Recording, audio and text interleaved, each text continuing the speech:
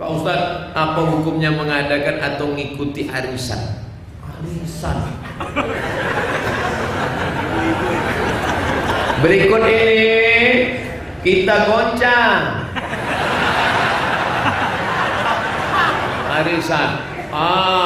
Bulan depan. Arisan itu silaturahim.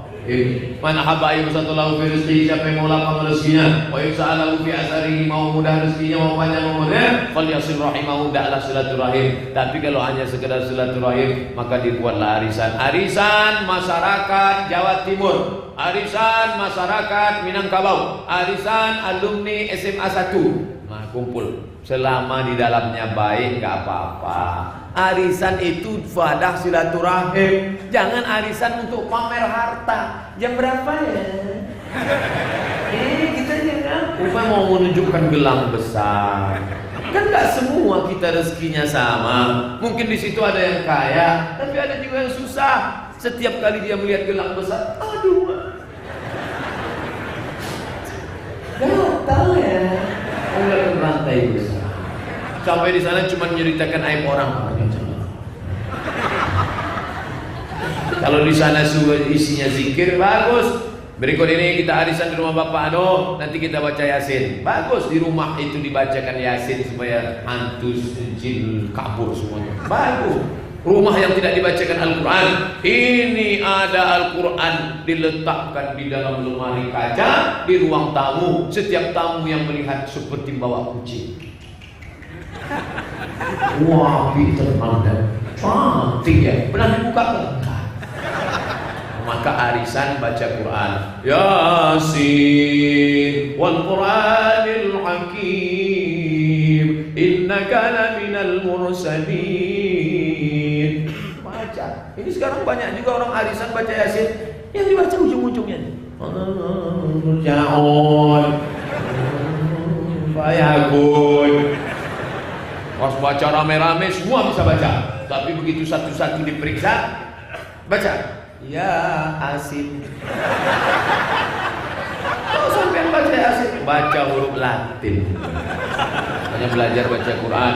Berikut ini kita acara arisan nanti sore, kita akan selingi dengan pembacaan Yasin dengan bimbingan tajwid bersama Ustadz Imam Al-Mukarram Kiai Fulan. Nah, bagus, baik, nggak salah. Tapi kalau cuma datang begitu nggak tertarik, Pak Ustadz, gimana kalau diisi dengan goncang uang? Ngumpulnya 100.000, 100.000, 100.000, 100.000, 100.000, 100.000. Setelah itu digoncang, pesertanya ada 100 orang, 100.000, 100 orang. Kalau gitu nariknya 10 juta. Ya bagus. Itu artinya ngutang. Bagi yang sudah narik pertama, jangan nggak datang lagi. Begitu dapat 100.000, alhamdulillah. Inilah yang pertama. Apa hukumnya arisan? Jauhi aja kalau bisa. Arisan lebih baik dijauhi karena memang arisan itu sebenarnya hutang yang diatur supaya kesannya bukan utang bukan itu, utang. Orang itu kalau berutang dalam agama, kalau darurat baru boleh. Kalau tidak darurat nggak boleh, ya. Karena orang kalau mati punya utang, masalah, ruhnya akan tergantung antara langit dan bumi. Dalam sebuah hadis dikatakan, dan arisan itu utang. Orang yang kena pertama misalnya, dapat pertama, maka dia jadi masalah, utang. 14 orang yang dia punya utang 13 orang yang dia harus bayar setiap bulan. Apalagi kadang-kadang sering kali terjadi arisan ini digunakan memang untuk tanda kutip ya, berfoya-foya. Misal dapat pertama, dapat 15 juta. Bapak ibu-ibu, dibeli apa 15 juta? Mau syukur-syukur kalau dipakai bayar utang juga atau punya masalah. Enggak, beli tas, beli apa, nggak ada manfaat. Terus itu utang, bangga baru beli benda. Padahal sebenarnya enggak diperlukan, tasnya masih banyak. Lalu untuk apa? Lebih baik jangan. Saya tidak katakan haram ya, lebih baik jangan. Satu-satunya yang dibolehkan oleh para ulama khusus masalah ini adalah kalau seseorang memang meniatkan bahwasanya arisan diadakan untuk ta'awun, untuk saling bantu. Memang dana diniatkan untuk sosial, sosial tiap bulan kita nabung 500.000, untuk siapa di antara kita yang butuh bantuan dikasih. Nanti dia akan dikasih siapa yang mendesak butuh. Misal, oh si fulan ini betul-betul susah, dia bantu kena anaknya sakit, kena si fulan, apalah, kasih. Nggak masalah, gitu kan? Nanti kalaupun dia tidak mampu membayarnya, maka itu dimaafin misalnya. Memang dianggap itu kegiatan sosial.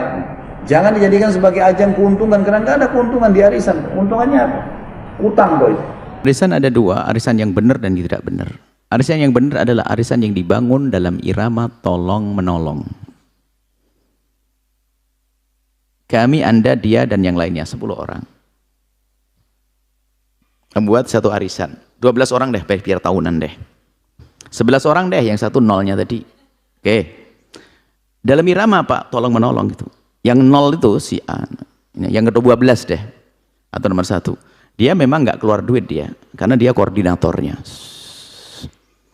Maka kita ngumpulin nanti yang diundi nomor 1, nomor 8, nomor 9, nomor ini. Maka sah ini dalam irama tolong menolong. Kemudian di saat nanti salah satunya kok jatuh melarat, nggak bisa memberi, nggak boleh dimarah-marahi dong, karena itu bukan utang.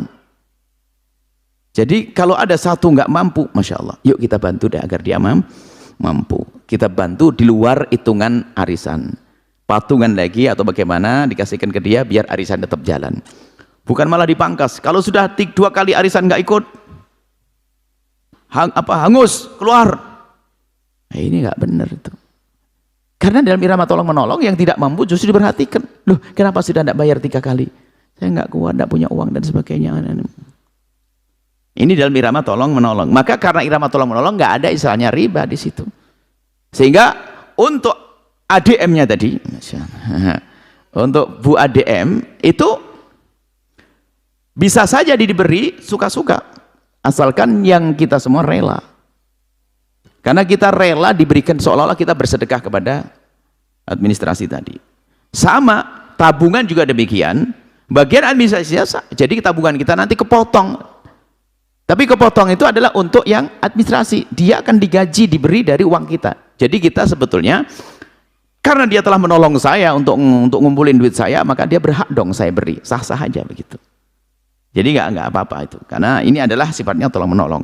Tapi arisan yang kayak utang, kamu pokoknya harus bayar nanti ini, maka yang dikembalikan yang apa, cara mengembalikannya harus persis karena sifatnya seperti ngutang. Nah, karena kita sifatnya ngutangin, saya ngutangin lah, kan kayak ngutangin ya. Kalau nggak bisa bayar ya utang, harus bayar. Ngutangin harus bayar. Nah, kalau sudah bahasa ngutang ini harus waspada, ya, tidak boleh harus ada tambahan riba dan seterusnya. Ada lagi dalam arisan itu yang perlu dihindari adalah karena saya buru-buru pengen dapat duit, undian apa namanya? Kocokan itu undiannya ini kok nggak keluar. Keluar saudara saya, teman saya. Akhirnya apa? Saya ambil dulu aja deh ya, cuman dikurangi nilainya. Maksudnya apa? 1 juta untuk saya ambil duluan, cuman 900-nya buat kamu dan sebagainya. Nanti dapat lagi, berarti ini adalah uang 1 juta ditukar dengan 900 juta. Ini yang nggak boleh.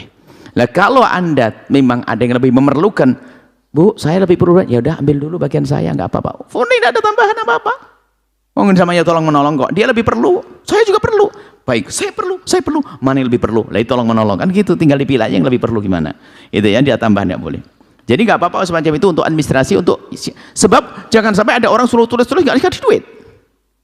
Dia nulis, dia nagih keliling, capek, nggak? Kadang-kadang orangnya suruh ngambil sini dan sebagainya. Kasih hak, berhak dia untuk mendapatkan itu semuanya, asalkan dari kesepakatan semua anggota yang ada di dalam anggota arisan tersebut. Wallahu a'lam.